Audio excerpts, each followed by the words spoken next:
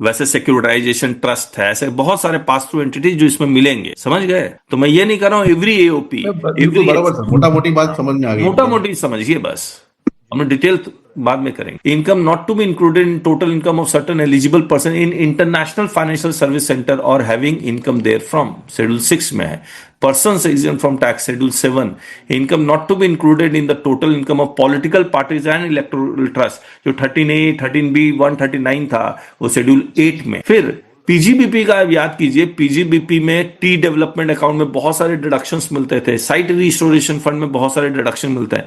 वैसे मैं आपको बता दूं, पीजीबीपी में आपको किसका डिडक्शन मिलता है? बिजनेस डिडक्शन सर, तो खर्चा किया सर डिडक्शन दिया, खर्चे का ही तो डिडक्शन मिलता है।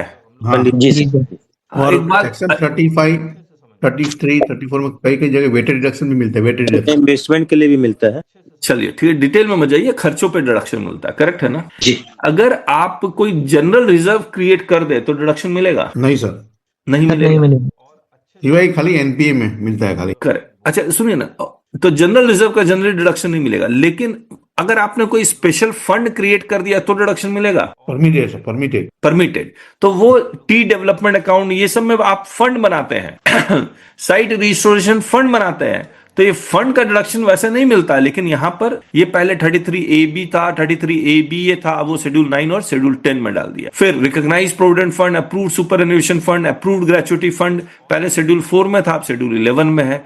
मिनरल्स जो शेड्यूल 7 में था वो शेड्यूल 12 में है।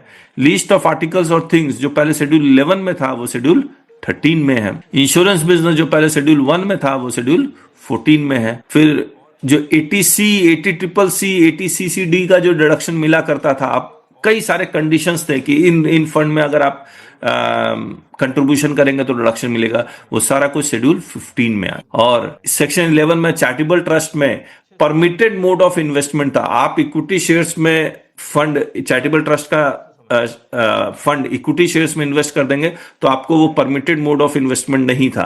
आपको कहता गवर्नमेंट फंड, गवर्नमेंट सिक्योरिटीज ये सब में इन्वेस्ट कीजिए, तो वो नाम लिखे हुए थे, वो पहले 11 और 13 में लिखे हुए थे, अब वो शेड्यूल 16 में। तो ये 6